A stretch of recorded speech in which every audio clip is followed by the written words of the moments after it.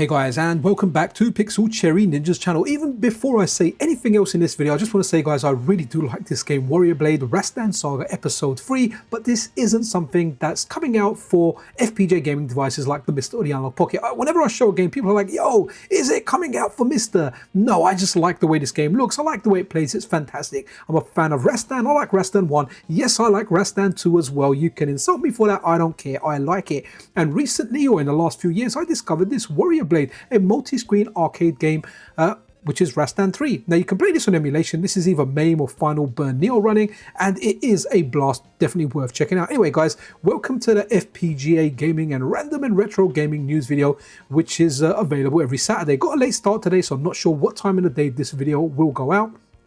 So if you're not subscribed to the channel, then a subscription and a like is always super duper appreciated. If you wish to support the channel further guys, I do have a Patreon set up, so do check that out. Check out the sponsor of the weekly news show, Zappa Dapperoo, an absolutely awesome project that just makes NFC loading so much fun. And finally guys, check out London's best arcade, Free Play City. But anyway guys, definitely check out Warrior Blade Rastan Saga Episode 3. I'd love for double dual screen games to come over to FPGA gaming platforms, but hopefully that day will come. But for now, enjoy it via emulation. Also, timestamps have been made available, so use those to navigate your way around the video. Anyway guys, let's do this.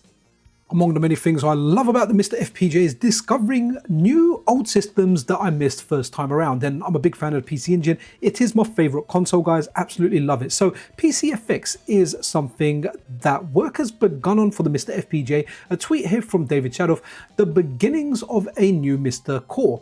I'm not the lead developer for now. I'm just supplying technical information and tests, but I expect that I'll contribute code at some point. Don't get too excited, guys. Don't get too excited. I am containing my excitement. This is just the earliest sign of life. So guys, that's really, really cool. So this is an interesting system. It's the continuation or a follow-up for the PC Engine. It was a commercial flop. I think it only sold like 300,000 units worldwide. Obviously collectors do like them. But what's really interesting though, is the games that are out for this are now getting translated, so we can enjoy some of this stuff. Honestly, with the MiSTer, I love discovering new systems. The X68000 is something that I tried on the MiSTerFPGA for the first time, and I really, really like that system. As well as that stuff like the Sega Saturn that I barely played growing up. I really like that system, so it's really cool. PCFX is something that I really, really look forward to trying out. So hopefully we'll get some of this stuff here, and there's a whole bunch of games out for it. There's some good brawlers. You can see some side scrollers, maybe some single screen platformers. I don't really know much about it, but when the core does come out, I will do. I'll probably do one of my live streams where we all kind of hang out and go through stuff. You enjoyed those. I really enjoyed doing those too. So guys, something really, really to look forward to. MiSTer, the gift that just keeps on giving. What have we got that's work in progress? So we've got the Atari Jaguar core that's kind of available, but more work is being done on that, as well as that the 3DO core from SRG 320 that's being announced, or that got announced a while ago. Hopefully that will surface some point in 2026, as well as that we've got CPS3 on the arcade side, and now PCFX. So the MiSTer just has no signs of slowing down. What a great, and I always say it, man, MiSTer is king. It really is the best FPGA gaming project out there. You know, will we get a new king? Who knows? But for now, MiSTer is the freaking king. Pack it up, pack it in, tacky begin. And guys, we've had a big week for the SuperStation One, and let's just breeze over everything that's happened in the last 7 days. So Tacky Udon here shows the SuperDock N64 and SuperStation with native controller support. So the snack ports that are available with the SuperStation One only do the PlayStation controller, but if you get the SuperDock, you can use the little bypass part and attach your different snack adapters to the dock via that cable, as you can see. And here you go, you got Tacky playing some Nintendo 64 Ocarina of Time. So there you go guys, for anyone out there wanting to use snack on different systems, yeah, you need the SuperDock for that. Then over here, this was really, really cool. So region 3 PS1, Japanese PS1 games are super cheap. So okay, over here, what Tacky is showing, he is showing direct loading, direct PlayStation game loading, not dumping the ROM, not playing a backup, actually getting the information from the actual disk itself and running it real time. So that's really, really good. Again, I've done like a lot of videos during the week covering this stuff. It's really, really cool. I don't want to spend too much time on this. I'm going to try and like wing through this. If you want to see more of this, I have got dedicated videos on the channel, but essentially PlayStation game in SuperDock connected to SuperStation, bada bing, bada bo, it is working. Then what we've got here, okay, so this was really cool. So Percy over here says, will it play DVD movies as well? If so, will it come with DVD player software? So Takyudan replies, it can play DVDs, but only if you connect the super dock to a computer. There isn't a DVD core for MiSTer right now. So that's really, really interesting, because I did say in the dedicated videos during the week, I do not have an optical drive. Like my last PC had like I think it had a Blu-ray burner on there, but I got rid of that a while ago. In fact, I gave it away to a friend of mine. It had like a 1660 Super when I upgraded mine. So I don't have an optical drive. So getting the Super Dock is quite good, because it just means we've got a CD and a DVD reader and writer that we can connect to our PC and use for whatever we kind of want. Oh, I have got drives, but I've got them in like the PlayStation 4 and the Xbox or whatever, but I don't have one I can connect to a PC. So something really good there with the Super Dock that's very, very cheap, and it kind of doubles up as having something, well, having an optical drive, right? Good stuff there. Good question, Percy. Okay, so some other people or some other YouTube channels and other people on socials that have received their SuperStation One have been putting videos out there. So Game Chant over here, big shout out to you for the videos that you've done, because I don't have a SuperStation, so I can't show this stuff. But hey, you know what? I'm a cheap guy, so I will just show your stuff off. So Game Chart, they've been sharing some stuff. They've done like an unboxing video. Do check that out. What's really cool over here is they're running stuff here. SuperStation One is here. First gameplay test, PS1 and N64 FPGA core performance. And these are not the overclocked cores. They're just the normal cores. And guys, there it looks freaking beautiful. Absolutely fantastic. Check out Game Chart's channel.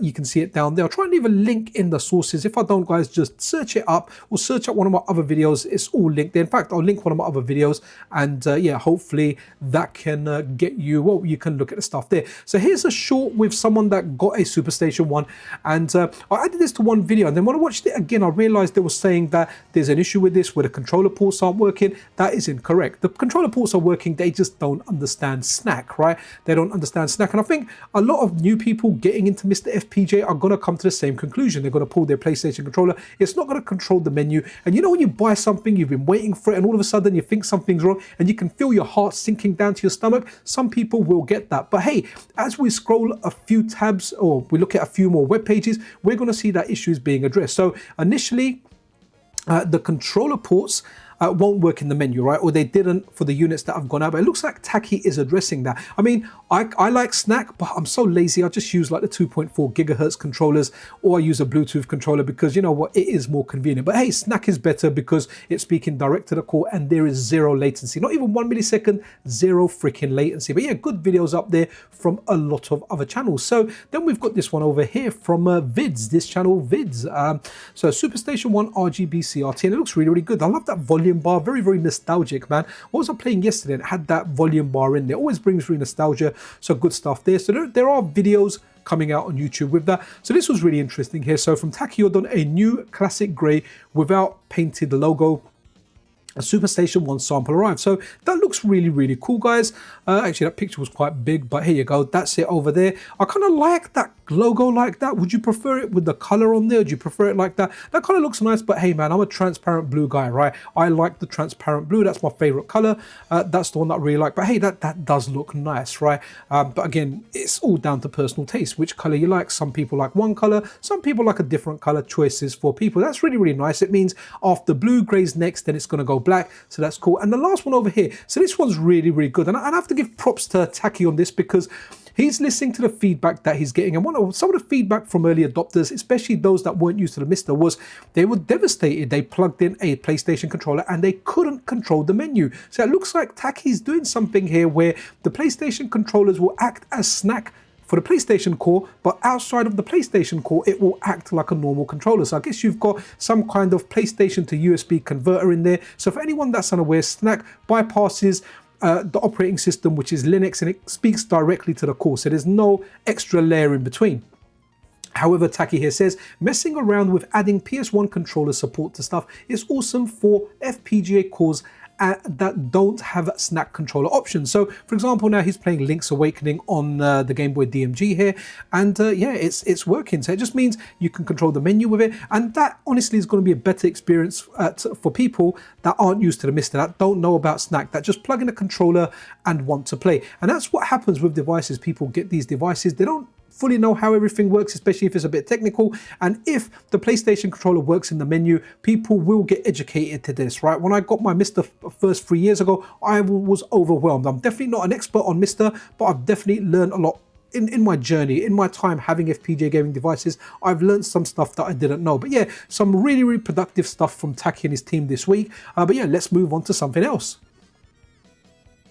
Really cool stuff here from this YouTube channel, Harry Neto. So guys, what Harry Neto does is he does comparisons with actual hardware and the MiSTerFPGA cores, in particular the fighting games. So he's checked CPS1 and CPS2. So the latest improvement from Hatego and his team, CPS2 is very close to arcade hardware. In fact, it's so freaking close now, I don't know if anyone can actually tell the difference. With CPS1, there is a little bit of difference. We're talking about particular games in this. So when I'm saying CPS2, I'm talking about Super Street Fighter 2 Turbo. And when I'm saying CPS1, I'm actually talking about Street Fighter 2 Turbo or Street Fighter 2 Hyper Fighting. Now, Hyper Fighting is, the speeds are, it's a little bit slower from what I remember, but if you turn on the turbo mode now in Hyper Fighting, it brings it closer to original hardware. What's really cool is the dedication of Hatego and his team to making improvements and making stuff as accurate as possible. And for the record, guys, don't go thinking, oh no, CPS1 games and CPS2 games are broken.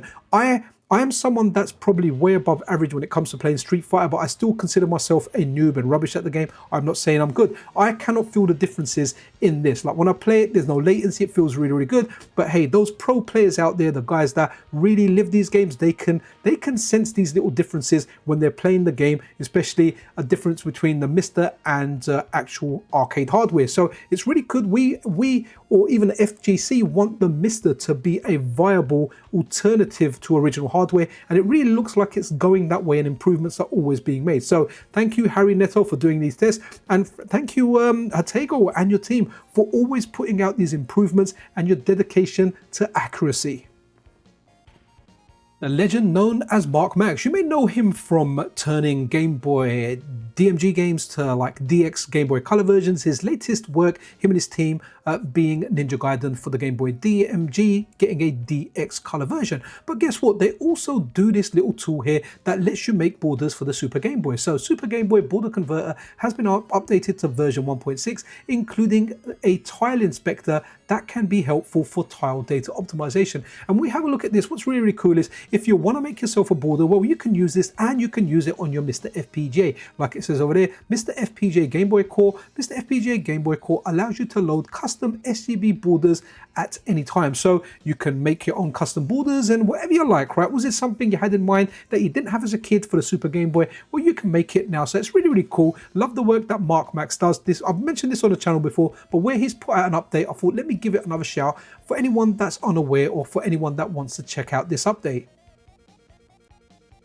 So a quick little look now at the unstable core releases that we've had in the last 7 days. The PlayStation core has received an unstable update, as well as the CDI core. The Super Nintendo, the SNES core, has received 2 unstable nightlies updates, and the Sega 32X. And I always say, guys, if you want the latest and the greatest features, then check out the test builds and the unstable nightlies that are compiled and ready and waiting for you to try out on the MiSTerFPGA Discord server. It's the way you can test out the latest features. So if you're a regular follower of the channel or me on social media, you know I got my Analogue 3D yesterday. In fact, it's a friend's one, but I think I'm going to keep it. I do actually really like the device. But guess what? Analogue has some competition when it comes to the realm of dedicated FPGA consoles. In particular, this one here, the M64 by ModRetro. So at CES, find the ModRetro employee, answer a gaming trivia question, win a chromatic. I think this event is over now. It lasted a few days from the 6th to the 9th, and yeah, it's ended now. It was still the 9th and today's the 10th. But what's really interesting over here is this here. If you're at CES, swing by the AMD booth for an M64 demo. Let's make that full screen and we're just going to let that video loop. So guys, it was available there. Now, I did say in a dedicated video, I think I've done it yesterday or the day before, I said, look guys, if you're out there and you played it, you've got any footage, please get in touch with me. I'd like to show it on the channel. And someone left a comment saying that, look, they were there, but you were unable to play it. You could see it running and people said the game there, I can see it there, it's Banjo-Kazooie. I just saw Banjo over there. But yeah, you weren't able to play it. You could see it running. It's connected to a really nice CRT and it does look really good when I'm kind of squinting my eyes and really trying to look in there. So this seems very interesting. It's coming out at a price of $200 or like $199. And it's direct competition for the Analogue 3D. It remains to be seen if this has a better core or the Analogue 3D has a better core. But one thing that I can tell you, look, playing stuff on the MiSTer, playing stuff on the Analogue 3D, like I've tested both out now. Honestly, as far as an end user experience goes, both have fantastic cores. So essentially, this could just have a great core as well. You know, sometimes the differences are so minute, you may not be able to tell them apart. But either way, competition is good for us, the consumer. With the M64 coming out, let's see how this kind of shakes up the market. I'm more interested in the fact that apparently it's going to have like an open source kind of side, so it may have more cores for it. The developer that's working on the Nintendo 64 for ModRetro is, as you guys know, is Robert Pape or FPGA Zoomspaz. They're the one that brought the Nintendo 64 core over to the MiSTerFPGA, a core that people call the impossible core. And if they've worked on it on a more powerful FPGA, we know it's going to be fantastic. But Robert Pape has also worked on the PlayStation core, the WonderSwan, the Gameboy Advance, just to name a few. So I wonder if we'll see those cores head over to this, which will definitely make this more of a desirable machine than the Analogue 3D if the Analogue 3D is only playing Nintendo 64. So it'll be interesting to see, right? How about this for a bit of a prediction? M64 comes out, it releases with an N64 core, but then soon after you start getting different systems on there. Maybe it gets some developer kind of interest and people start porting different cores over to it. Then all of a sudden you've got this dedicated N64 console that can also do a lot more. Will Analogue then start supporting other cores? Will they potentially make like some of this stuff open, or give like certain developers availability to it to add additional cores? Either way, I'll be covering it on the channel, but the landscape is definitely getting interesting. This is a very, very talented individual, and this is one of the people that did some work on the Saturn, the Sega Saturn ODE, as well as making a handheld MiSTer. So translating this self-built Sega CDX2 prototype showcase using a Sanyo CD player case, Sony KSM 900 optical drive, Sega Saturn motherboard retaining the cartridge slot. Later, a small LCD display will be added at the S mark on the back of the console, perfecting the case, connecting panel buttons to the system, audio, video interfaces, and so on. So this looks really interesting, right? Is this a Saturn, but using like a CD Walkman by Sanyo and an optical drive from Sony? I mean, that looks really, really interesting, guys. I really like the inventions this guy makes, man. He's very, very talented. So I love covering his stuff on the channel. I mean, look at that. That just looks absolutely amazing, man. A Sega Saturn in the form of a CD, right? So maybe you can take it on a bus with a little battery and play. There you go. We've got a little screen up there as well. Let's go through and see some of this. Look at some of this video. Sorry, guys.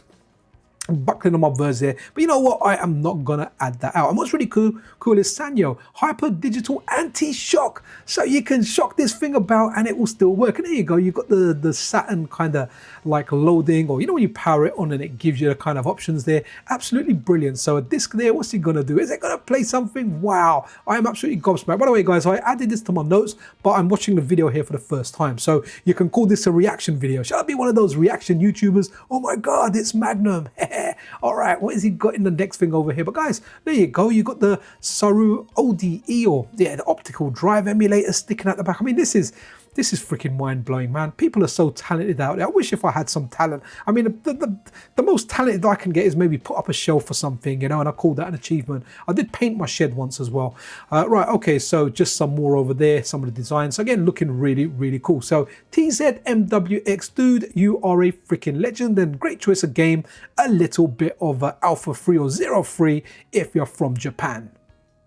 So guys, the developer behind this actually sent me an email. They said, yo, Pixel, we watched your Gameboy video and we thought you might be interested in this. And in honesty, I'm not super interested in this, but I thought I'd mention it because some of you guys might be, well, interested in this. So Pico Pal, it's a Pico and it's your pal. An RP2350B and ESP32 powered dev kit and retro gaming handheld. So essentially, this is something that works with, I think it's called a microcontroller. Now, the emulation on this, as far as retro gaming goes, I don't think it'll be able to do too much, but maybe it can do stuff like the original Game Boy. But what's kind of interesting about this, are you someone that likes to walk around hacking stuff, but you don't want people to know you have a hacking tool? Maybe you've been discovered with your Flipper Zero and you want something that looks like a Game Boy. Well, this might be the thing here for you.